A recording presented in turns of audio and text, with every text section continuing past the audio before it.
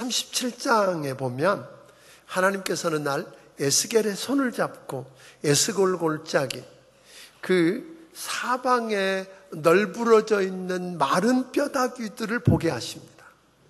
그리고는 에스겔에게 이런 질문을 하는 거예요. 에스겔아, 이 뼈들이 능히 살겠느냐? 하고 질문하시거든요. 그 질문을 들었던 에스겔 마음이 부담이 가지요. 아니, 이 말라 비틀어진 뼈다귀들이 살아난다고? 말도 안 돼. 그래서 네 라고도 못하고, 그렇다고 선지자가 아니요, 그래서 믿음 없는 모습 보일 수도 없고, 그래서 얼버무리면서 이야기합니다. 주 여호와여, 주께서 아시나이다. 애매한 대답을 하죠. 하나님께서는 에스겔에게 그래서 오늘 에스겔서 37장 4절 5절에 있는 말씀을 보면 이렇게 이야기하십니다. 시작. 또 내게 이르시되 너는 이 모든 뼈에게 대언하여 이르기를 너희 마른 뼈들아 여호와의 말씀을 들을지어다. 주 여호와께서 이 뼈들에게 이같이 말씀하시기를 내가 생기를 너희에게 들어가게 하리니 너희가 살아나리라. 이렇게 보니까 에스겔에게 그렇게 이야기하거든요. 너는 말씀을 대언해서 그들이 말씀을 듣게 하고 내가 이야기했던 생기를 대언해서 생기가 들어가도록 하면 그 생기, 성령이 그 마른 뼈들 속에 들어가면 저들이 살아날 거다라고 이야기합니다. 그래서 오늘 에스겔은 순종하고 그렇게 말씀을 대언합니다. 7절 8절로 같이 읽습니다. 자, 시작. 이에 내가 명령을 따라 대언하니 대언할 때에 소리가 나고 움직이며 이 뼈 저 뼈가 들어맞아 뼈들이 서로 연결되더라. 내가 또 보니 그 뼈에 힘줄이 생기고 살이 오르며 그 위에 가죽이 덮이나 그 속에 생기는 없더라. 말씀을 대언했더니 그 뼈들이 어떻게 해요? 이 뼈 저 뼈가 맞아서 뼈들이 세워지고 그 위에 힘줄이 돋고 살이 돋고 오늘 피부가 덮여졌어요. 자, 그런데 거기에는 뭐가 없다고요? 생기가 없더라. 생명이 없다는 거잖아요. 여러분, 그 유정란과 무정란 차이를 구분할 수 있으세요? 무정란은 암탉 혼자 나온 거예요. 유정란은 암탉과 수탉이 함께해서 나온 거예요. 그런데 유정란 속에는 생명이 있는 거고 무정란에게는 뭐가 없어요? 생명이 없는 건데 두 차이가 구분이 가더냐고요. 구분해낼 수 없습니다. 어쩌면 무정란이 더 커 보일 수도 있고 더 예뻐 보이고 더 좋아 보일 수 있습니다. 언제 알죠? 그 달걀을 암탉이 20일을 동안 품고 나면 하나는 썩어 있고 하나는 뭐예요? 병아리로 태어나는 겁니다. 구분이 잘 안 가죠. 마찬가지로 오늘 여기 보니까 뼈들이 연결되어지고 거기 힘줄이 돋고 살이 돋아서 멀쩡하지만 거기 생명이 없으면 그거 더 무서운 거잖아요. 징그럽잖아요. 아무 역할도 안 해요. 그게 얼마나 크냐, 건강해, 이거 소용없는 거잖아요. 그 안에 생명이 없다는 거예요. 그래서 오늘 9절 10절을 읽어보면 이렇게 이야기합니다. 시작. 또 내게 이르시되 인자야 너는 생기를 향하여 대언하라. 생기에게 대언하여 이르기를 주 여호와께서 이같이 말씀하시기를 생기야 사방에서부터 와서 이 죽음을 당한 자에게 불어서 살아나게 하라 하셨다 하라.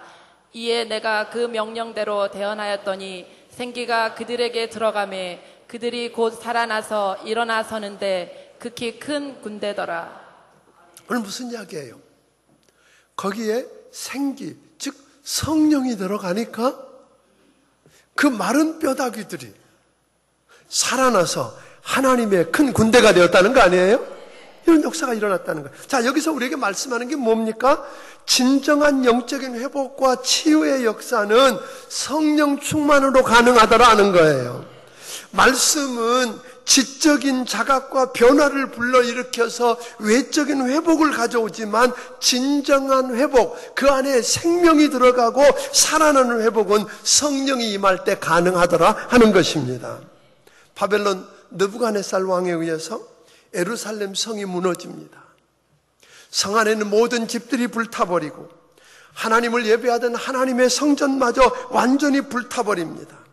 그리고 사방에 사람의 시체들이 나뒹굴고 오늘 핏물이 도랑을 이루었습니다. 남아있는 살아있는 똑똑한 사람들은 다 1000km가 넘는 먼 바벨론 땅으로 포로로 잡혀가고, 그래서 그곳에 있으면서 오늘 하나님의 백성이라고, 하나님의 선민이라고 큰 소리치던 저들을 바라보던 주변에 있는 나라들이 그렇게 이야기합니다. 저들을 비웃습니다. 조롱합니다. 멸시해버립니다. 여러분, 이렇게, 그래서 그곳에 흩어져서 도대체 뭐가 없다고, 이제는 희망이 하나도 없다고, 다 끝났다고 절망하고 있는 그들, 그런 그들이 마른 뼈다귀가 살아난 것처럼 살아날 수 있다고 주님은 이야기하거든요. 자, 오늘 11절 같이 한번 읽어보겠습니다. 11절 읽어봅니다. 시작. 또 내게 이르시되 인자야 이 뼈들은 이스라엘 온 족속이라. 그들이 이르기를 우리의 뼈들이 말랐고 우리의 소망이 없어졌으니 우리는 다 멸절되었다 하느니라. 그 마른 뼈다귀들이 뭘 가리켰어요? 오늘 나라를 잃어버리고 모든 것을 다 빼앗기고 잃어버린 그들의 모습이라는 거예요. 그러면서 하는 말이, 이제 그들이 절규하고 있는 말씀이 뭡니까? 희망이 사라졌다, 이제 다 끝났다, 망했다 하고 넋두리하고 있습니다. 그들이 저들의 비참한 모습을 보면서 자학하고 깊은 절망과 좌절 가운데 탄식하고 있는 모습을 우리에게 보여줍니다. 사랑하는 여러분, 여기서 우리 자신을 한번 들여다보면 어떨까요? 여러분 가운데 어떤 분들은 마른 뼈다귀들처럼 에스골 골짜기에 사방천지에 널브러져서 흩어져서 말라비틀어진 그 뼈다귀같이 나라를 잃어버리고 성이 불타버리고 집이 불타버리고 하나님을 믿고 예배하던 그 믿었던 성전마저 불타서 없어져 버리고 이제 멀리 포로로 끌려가서 희망이라고는 하나도 없는 저들 모습처럼 우리 안에 그런 모습은 없는지, 여러분 가운데 혹 이게 납니다 라고 생각하는 분 안 계세요? 그래서 오늘 여러분 가운데서도 어쩌면 이렇게 말할지 모릅니다. 이제 다 끝났습니다. 망했습니다. 희망이 없습니다. 그래서 자기의 비참한 모습을 들여다보면서 자학하고 깊은 절망 가운데 주저앉아 탄식하는 분이 있다면 오늘 하나님이 에스겔에게 하셨던 이 말씀을 들으실 수 있기를 바랍니다. 12절 13절을 계속 읽어봅니다. 시작. 그러므로 너는 대언하여 그들에게 이르기를 주 여호와께서 이같이 말씀하시기를 내 백성들아 내가 너희 무덤을 열고 너희로 거기에서 나오게 하고 이스라엘 땅으로 들어가게 하리라. 내 백성들아 내가 너희 무덤을 열고 너희로 거기에서 나오게 한즉 너희는 내가 여호와인 줄을 알리라. 우리 하나님 그렇게 이야기하거든요. 내가 무덤 속에 있는 것 같은 너희, 내가 무덤을 열고 무덤에서 너희를 끄집어내고 그리고 거기에서 너희를 그 땅 잃어버렸던 것, 허물어졌던 그곳으로 다시 인도하여 회복하게 하리라. 다시 말하면 무덤을 여는 분이 하나님이시랍니다. 무덤 속에 있었던 그들을 끄집어내시는 분도 하나님이랍니다. 그리고 그들을 다시 일으켜서 약속의 땅으로 들여보내서 회복시키실 수 있는 분도 하나님이시라고 이야기합니다. 사랑하는 성도 여러분, 저는 오늘 여러분들이 이 마른 뼈들처럼 하나님의 말씀을 들을 수 있고 그리고 하나님의 성령이 여러분에게 임해서 충만해지면 오늘 여러분들이 마른 뼈다귀 같을지라도 살아나서 하나님의 큰 군대가 될 것입니다. 다 잃어버리고 다 빼앗기고 끝난 것 같고 희망이 없는 것 같을지라도 오늘 여러분들을 무덤을 열고 무덤에서 끄집어내서 여러분을 약속의 땅으로 돌아가게 하고 회복시키시는 분이 하나님이신 것을 믿으시기를 주의 이름으로 축원합니다. 여러분, 예수님의 제자들을 또 한번 보시렵니까? 예수님의 제자들이 예수님께서 이 땅에 오셔서 우리 죄 문제를 위해서 죽으시고 사흘 만에 부활하시고 그리고 40일 후에 승천하셨습니다. 자, 그리고 남겨졌던 제자들, 이들 제자들은요 사실 절망이었어요. 그런데 그들에게 우리 주님이 엄청난 약속을 하잖아요. 온 세상을 변화시키고 이 땅을 구원하는 일이 너희를 통해서 이루어져야 된다는 거 아니에요? 하나님만 할 수 있고 예수님만 할 수 있는 그 일을 절망 가운데 있는 그들에게 맡겨주셨어요. 그러면서 주님이 한 가지 약속을 하셔요. 너 힘으로 못한다? 네 노력으로 안 된다? 네 꾀로 안 된다? 그러니까 너희는 예루살렘을 떠나지 말고 내가 약속한 성령을 받기까지 기다려라. 그 성령님이 어떤 분이었어요? 요한복음 14장 지난번에 이야기했던 것처럼 16절 17절에 보면 예수님께서 떠나가는 게 오히려 더 너희에게 유익이다 그러시면서 말씀하셨습니다. 가시게 되면 아버지께 부탁해서 보혜사 성령을 너희에게 보내줄 텐데 그 성령님이 너희 안에 거하게 되고 영원토록 떠나지 않고 거하게 될 거다. 그래서 너희는 고아처럼 되지 않을 거다. 아멘. 뿐만 아니었어요. 그 성령이 너희에게 오면 그 성령님이 너희를 가르쳐 줄 것이고 말씀한 걸 기억나게 할 것이고 너희를 인도해 줄 것이고 능력과 권능으로 함께해서 하나님의 일이 너희를 통해 이루어지게 할 것이라고 약속하셨어요. 그 약속을 믿고 저들은 성령 부어주시기를 위해서 기도하더니 드디어 오순절날 성령님이 강림하셨습니다.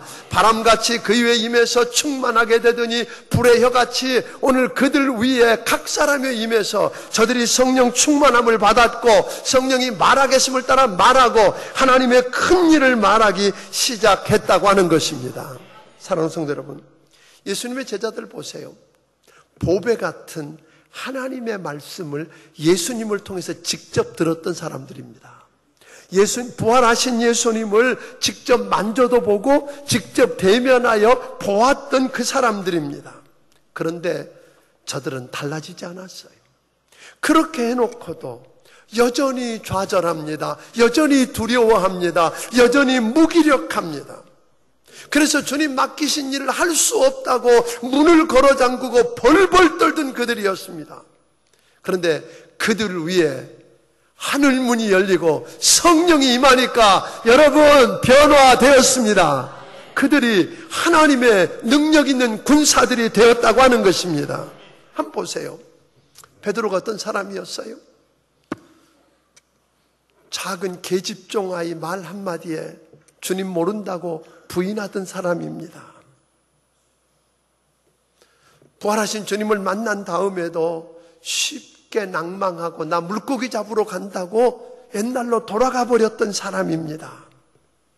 그런데요, 그 베드로가 오순절 성령 충만을 받고 나니까 예수님을 죽였던 제사장들이 거기 있고 오늘 예수님을 십자가에 못 박아야 된다고 오늘 아우성을 치며 부르짖던 성난 군중들이 여전히 거기 있는데 그들에게 이야기합니다. 너희가 생명의 주를 죽였다. 생명의 주를 너희가 죽였다고 이야기하면서 그런데 너희가 십자가에 못 박아 죽인 예수를 하나님이 다시 살리셔서 우리의 그리스도와 주가 되게 하셨다. 그러므로 회개하라. 그리고 그 예수를 믿으면 구원받는다고 여러분 책망하며 설교하는 자가 되었습니다. 그 설교 앞에 3,000명이 회개하고 주께로 돌아오는 기적이 일어났다고 하는 것입니다. 사랑하는 성도 여러분, 그들은 그것뿐 아니었습니다. 예수님이 마지막 십자가를 지기 위해서 예루살렘으로 올라가실 때에 누가 더 크냐고 그 길에서 다투던 사람들입니다. 예수님이 행여나 왕이 되면 우의정 좌의정 누가 하겠느냐는 거 아니에요? 누가 더 큰 자리하고 누가 더 많이 가둘 수 있는가를 놓고 이기심 속에서 다투던 사람들인데 성령이 임하고 나니까 여러분 달라졌어요. 성령이 그들 위해 임하고 나니까 여러분 무슨 일이 일어난지 아세요? 그들은 자기 것을 내어놓고 네 것 내 것 없이 나누는 자들이 되었다는 거 아니에요? 아멘? 섬기는 자들이 되어 예수님의 발도 씻기지 못하던 저들이 섬기는 자들이 되었다는 것입니다. 뿐만 아닙니다. 예수님이 변화산상에 올라가셨을 때에 한 아버지가 벙어리 내고 귀신 들렸던 아들을 데리고 와서 고쳐달라 그러는데 못 고치니까 망신을 당했던 자들입니다. 무능력했던 자들인데 성령이 임하고 나니까 나면서부터 안진병이 된 사람에게 이야기합니다. 네가 원하는 은과 금은 나에게 없지만 내게 있는 것으로 내게 주노니 곧 나사렛 예수 이름으로 일어나 걸으라고 명령할 때에 그가 일어나서 걷기도 하고 뛰기도 하며 하나님께 영광 돌리는 기적이 일어나게 하는 능력의 사람들이 된 줄로 믿으시기를 바랍니다. 사랑하는 여러분, 어떻게 이렇게 절망을 희망으로 바꾸고 변화시키는 역사의 주인공들이 될 수 있었을까요? 그것은 다른 것 아니었습니다. 성령이 그들 위에 임하고 성령이 충만하면 일어나는 일인 줄로 믿으시기를 바랍니다. 우린 지난주에 이런 말씀을 드렸어요. 그리스도인들이 이 험한 세상 속에서 하나님의 백성으로 산다는 게 참 어렵다. 우리가 하나님의 자녀라고 그러고 그렇다고 하나님의 백성이라고 그래서 구별되어지고 오늘 거룩해서 다른 사람과 다르게 살아야 하는데, 그리고 능력 있는 자로 살아가야 하는데 이게 쉽지가 않다. 마귀가 불화살을 쏘아대고 우는 사자처럼 오늘 삼킬 자를 다져서 덤벼드는 이때에 그리스도인들은 주어진 기회를 놓치지 않고 주의 뜻을 분별하며 지혜롭게 살아야 하는데, 그러기 위해서 우리는 지속적으로 계속해서 성령 충만을 받아야 한다고 이야기했습니다. 뿐만 아닙니다. 부부가 해로하며 건강하게 행복하게 산다는 게 참 쉽지 않아요. 당연한 일 같은데 쉽지 않습니다. 부모 자식 간의 관계, 좋은 관계 속에서 사랑하고 순종하고 이러고 사는 게 좋을 것 같은데 그게 그렇게 쉽지 않다는 게 현실 아닙니까? 고용인과 피고용인, 주인과 종업원, 온 노사가 참으로 고마워하고 서로 잘 지내는 게 옳은데 그렇게 쉽지 않다는 거예요. 그것은 노력하고 애써서 되는 게 아니라는 거였어요. 뭐 하면? 성령 충만하면 해결된다는 거예요. 그러니까 가족, 부부 간의 관계, 부모 자식 간의 관계, 오늘 노사 간의 관계, 이런 문제, 또 원수 마귀를 대적하는 이 문제는 다른 방법으로 해결되는 게 아니라 오늘 여러분 성령 충만 받으면 해결됩니다. 믿으시기를 바랍니다. 그래서 오늘 우리가 구해야 될 것은 하나님, 내게 성령 충만을 부어주시옵소서. 내가 성령 충만하지 않으면 부부간의 관계도 장담할 수 없고 부모 자식 간의 관계도 그러고 오늘뿐만 아니라 종업원과 오늘 주인 간의 관계, 마귀와의 관계 속에서 어느 것 하나 온전할 수 없고, 오늘 그리스도인으로서 하나님의 백성답게 이 땅을 살아가는 게 쉽지 않다는 고백이 여러분에게 있게 되기를 주의 이름으로 축원합니다. 그러니까 성령 충만 받지 않고는 에스골 골짜기에 오늘 널브러져 있는 마른 뼈다귀 같은 우리가 살아서 하나님의 큰 군대가 될 수 없다는 것입니다. 오늘 성령 충만 받지 않고서는, 오늘 하나님의 말씀을 듣고 하나님의 성령이 우리에게 부어주심을 경험하지 않고서는 이스라엘 백성들처럼 다 잃어버리면, 다 빼앗기면 절망하고 끝났다고 포기할 수밖에 없지만, 오늘 여러분 성령 충만하면 하나님이 무덤을 열고 건져내셔서 회복시키시는 기적을 경험하는 주인공들이 된다는 것입니다. 성령 충만하면 제자들처럼 문 걸어 잠그고 숨어서 낙담하고 좌절할 수밖에 없고, 세상을 변화시켜야 될 주역들이 오히려 두려움에 떨 수밖에 없지만, 성령 충만 받으면 베드로처럼 제자들처럼 세상을 변화시키는, 세상이 감당할 수 없는 사람들이 될 수 있다고 말합니다. 자, 그러면 계속해서 지속적으로 성령 충만을 받아야 하는데 이게 참 쉽지 않다는 거예요. 그래서 오늘 성경에 보니까 데살로니가전서 5장 19절은 이렇게 우리에게 이야기합니다. 성령을 소멸치 말고. 성령을 소멸할 수 있대요. 무슨 말이냐면 구약시대와 달리 오순절 성령님이 오신 이후로는 성령님이 우리 안에 오신 성령님은 떠나요, 안 떠나요? 안 떠납니다. 그런데 어떻게 소멸이 될까요? 여기서 소멸된다는 건 이런 거예요. 성령을 불에다 비유했는데 불이 활활 타오르지만 물이 부어진다든지 아니면 꽉 막히게 되면 뭐예요? 불씨는 남아있는데 뭐가? 연기만 나고 냄새만 피우게 되는 것 같이 될 거라는 거예요. 뿐만 아니라 오늘 본문에 있는 말씀 에베소 4장 30절에 보면 성령을 뭐 하지 말라? 근심하게 하지 말라 하는 거예요. 그래서 성령을 근심하게 한다는 말은 이런 뜻, 어떤 단어와 똑같았냐면 다윗이 자기 아들 압살롬이 반역을 해서 대항하다가 죽었잖아요. 죽은 다음에 그 소식을 듣고 다윗이 근심하며 울었다고는 그 단어예요. 그러니까 내 사랑하는 아들이 자기를 배반하다가 죽은 그 모습을 보면서 안타까워 아파하는 그 마음, 하나님의 성령을 우리가 그렇게 근심케 할 수 있다는 거예요. 무슨 말이죠? 여러분 물어보겠습니다. 여러분과 내가 예수님을 구주와 주님으로 믿었다. 우리 그렇게 이야기하잖아요.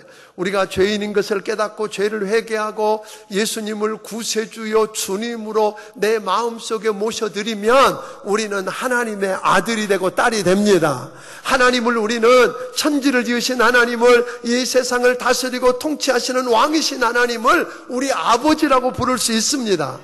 아멘? 여러분 정말 예수님을 여러분의 구세주와 주님으로 모셔드렸습니까?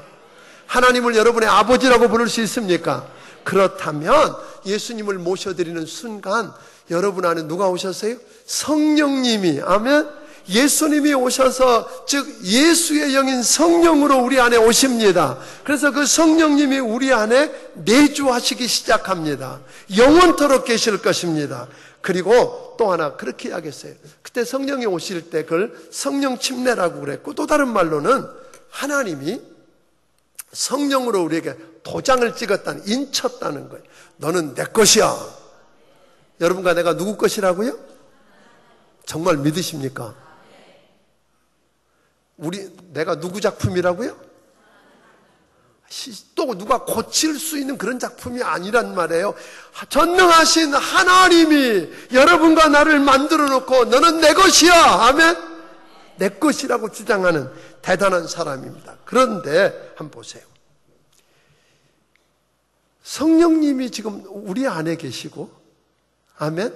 그럼 우리 안에 누가 계세요? 하나님이 계셔요. 그럼 성령님이 우리 안에 계시면 우리는 지난 시간에 뭐라 그랬어요? 우리 몸은 뭐라고요? 하나님의 성전 그랬어요. 처음 듣는 분들 같이 이야기해요. 성령님이 우리 안에 계시고, 아멘? 그분이 영원토록 떠나는 그 성령님이 누구예요? 하나님이시잖아요. 근데 그분이 계시는데 왜 우리 안에 능력이 안 나타나고 역사가 안 나타나냐는 거예요. 우리는요, 성령을 근심케 한다는 건 이런 거예요. 성령님이 누구냐면 여러분 성부 하나님, 성자 하나님과 동일하게 성령 하나님이십니다. 그 성령님이 하나님이시라는 걸 인정 안 하면 성령을 근심하게 하는 거고, 또 하나는 어떤 분은 이런 사람들이 있어요. 성령님을 무슨 이렇게 능력이나 무슨 파워나 이런 것쯤으로 생각하는 분이 있어요. 아니에요. 성령님은 인격을, 지정의를 갖춘 인격을 갖추신 인격이 있는 분이십니다. 아멘? 그래서 보고 알고 느끼고 결단하실 수 있는 성령님이라는 거 여러분들이 인정하기를 주의 이름으로 축원합니다. 그러니까 성령 충만하다는 말은 무슨 말이냐면, 성령 충만하다는 말은 사람들이 성령 충만하다는 말 싫어하는 사람들이 있어요. 왜? 무슨 광신자쯤 되는 걸로 아는 사람들은 성령 충만, 나 그런 거 싫다고. 아니, 그게 아니고 무슨 성령 충만하다 그러면 방언하고 무슨 병을 고치고 이런 것만 이야기하는 게 아니라, 성령 충만하다는 본래 의미는 예수님으로 충만하다는 말이고, 성령 충만하다는 말을 다른 말로 말하면 내 주인이시고 왕이신 성령님이 나를 지배하고 다스린다는 말이에요. 내 언어, 내 생각, 내 가치관, 내 삶의 모든 영역을 누가 다스린다? 성령님이 다스리는, 성령님에 의해서 길들여진 사람을 뭐라고 불러요? 성령 충만한 사람, 그렇게 부르는 거예요. 자, 그런데 보세요. 성령님이 우리 안에 계시다면 여러분들에게 하나 묻고 싶어요. 정말 여러분 안에 성령님 계십니까? 그런데 그거 의식하세요? 성령님이 내 안에 계신다. 하나님이 내 안에 계신다. 그분이 나를 다스리는 내 주인이시다. 그렇게 의식하고 사세요? 이렇게 이야기해 볼까요? 여러분 집에 손님이 오셨어요. 귀한 손님이 오시면 여러분들이 대뜸 누구 아이들을 불러놓고 뭐라 그래? 우리 집에 아주 귀한 손님이 오셨으니까 방해가 되지 않도록 떠들지 말고 조용히 하고 뭐 이런 이야기 해요, 안 해요? 조용히 해요. 그런데 손님 모셔놓고 애가 잘못한다고 엄마가 막 매를 들고 소리 지르면서 때리고 애는 울고 막 털고 막 청소기 돌려대고 이러면 손님이 편안해 합니까? 그렇게 안 하잖아요, 여러분. 손님 의식해서 애 때리고 싶은데도 어떻게 너 손님 계시니까 봐준다 가시면 뭐 이렇게 하잖아요. 그런데 성령님을 내 안에 모셨다고 그러고 주인이라고 그러면서 그분을 전혀 의식하지 않는다는 거예요. 하고 싶은 말 다 하고. 자, 오늘 30절 읽어보세요. 30절 다시 읽어보겠습니다. 시작. 하나님의 성령을 근심하게 하지 말라. 그 안에서 너희가 구원의 날까지 인치심을 받았느니라. 오늘 이 30절은 바로 29절로 연결되는데 29절에 이렇게 이야기했어요. 무릇 더러운 말은 너희 입 밖에도 내지 말고 오직 덕을 세우는데 소용되는 대로 선한 말을 하여 듣는 자들에게 은혜를 끼치게 하라. 그러니까 예를 들면 이런 거예요. 성령님이 이 안에 계시고 내 주인이라고 그러면서 그분을 전혀 의식하지 않고 거짓말하고 더러운 말하고 이런 이야기 한다는 거죠. 즉 덕이 되는 말 하지 않고 여기는 말대로 은혜를 끼치는 말 안 한다는 거잖아요. 여러분들이요 사람들 만나서 무슨 이야기든지 할 수 있어요. 다만 성령님이 여러분 안에 계시다면 그분을 의식해서 뭘 생각해요? 내가 이 말을 하면 덕이 될 것인지 저 사람에게 유익이 될 것인지 저 사람을 믿음을 세워주고 아멘 강하게 할 수 있는 이런 걸 생각하고 나서 그렇다 그러면 하는 거죠. 그러니까 물어봐야죠. 성령님께. 성령님 제가 오늘 이 말 하고 싶은데 해도 돼요? 옆에서 계속 개기는 사람이 있어요. 그럼 어떻게 해야 돼요? 성령님 제가 너무 힘들게 하는데 까닭없이 저렇게 하는데 한 방 먹여요? 그래서 성령님이 먹여라. 그럼 먹여야지 어떻게 해요? 소리 한번 질러. 그러면 소리 한번 지르는. 근데 성령님이 야 그거 원수 갚는 거 나한테 있다 그랬잖아. 그건 내가 할게. 너는 그냥 사랑해라. 그럼 어떻게 해요? 힘들지만 울면서 그래. 알았어요 아버지. 성령님이 나머지는 해결해 주세요. 뭐 이럴 거 아니에요. 근데 그런 의식 하세요? 아니 성령님이 계시다며요. 성령님이 여러분의 주인이라며요. 그분이 다 듣고 계시고 그분이 다 알고 계시고 그분이 다 보고 계시고 아멘? 그분이 인도하신다 그러고 오늘 힘이 없으면 그분이 능력을 주셔서 역사를 이루게 하신다면서요. 오늘 우리 여기에 한계가 있다는 거예요. 또 뿐만 아니라 31절은 뭐라 그랬어요? 너희 모든 악독과 여기서 악독이라고 하는 말은요 날카로운 마음과 예리한 혀라는 뜻이 있어요. 그러니까 사람들을 놓고 뭐예요? 남을 날카롭게 예리하게 후벼파면서 비판하고 무너지게 만드는 일, 성령님을 근심하게 하는 일이에요. 그래서 그 다음에 32절은 서로 친절하게 하며 불쌍히 여기며 서로 용서하기를 하나님이 그리스도 안에서 너희를 용서하신 같이 해라. 그런 거예요. 오늘 여러분 말하는 것, 행동하는 것, 심지어 말하지 않고 여러분 마음속에 품고 있는 것까지 여러분 안에 계셔서 여러분의 주인이 되셔서 여러분을 인도하시고 가르치고 오늘 능력으로 축복하시기를 원하시는 그분을 의식하고 하기를 주의 이름으로 축원합니다. 그리고 그분에게 뭐 하자고요? 물어보고 하세요. 여러분이 사장님인데 밑에 종업원이 중요한 일을 결정하면서 안 물어보고 그냥 하면 여러분 잘했어 그럽니까? 다 좋으시군요. 대단하십니다. 그럴 분 별로 없잖아요. 여러분 자녀들이 중요하고 귀한 결단을 하면서 결혼 문제라든지 무슨 중요한 결단을 하면서 여러분에게 말하지도 않고 물어보지도 않고 의논도 안 하고 결정하면 여러분 잘했다. 결혼이 네 일이지 내 일이냐? 이럽니까? 안 그러잖아요. 아파하잖아요. 근심한단 말이에요. 그래서 결국 성령을 뭐하게 만드냐? 소멸하게 하잖아요. 그거 하면 안 된다는 거예요. 그렇게 되면 거룩한 삶을 살게 된다는 거예요. 사랑하는 여러분, 쉽지 않는 이야기입니다. 그러나 저는 오늘 여러분들에게 간곡하게 부탁을 드립니다. 우리가 아까 이야기한 것처럼 성령을 근심하게 하고 소멸하면 뭐예요? 불신은 살아있어요. 성령은 없어지지 않아요. 우리 안에 계신. 절대로 떠나지 않으세요. 그렇지만 뭐예요? 연기만 내고 냄새만 피우고 불로서 열도 못 내고 빛도 못 내고 아무 일도 못하는 그런 모습일 수 있다는 거예요. 그렇게 되면 결국은 주변에 우리를 바라보면서 오늘 우리가 하나님의 아들이라고 그러고 하나님의 자녀라고 그러고 하나님의 백성이라고 그랬는데 우리에게서 나타나는 게 마른 뼈다귀 같이 널브러져 있고 하나님이 우리의 아버지라고 그러고 내 안에 계신다고 하면서 오늘 아무 일도 못하고 있으면 이스라엘 백성을 향해서 조롱하고 멸시하던 일들이 일어나지 않겠느냐는 거예요. 성도 여러분 부탁합니다. 그래서 다윗은요 성령 충만했던 사람이잖아요.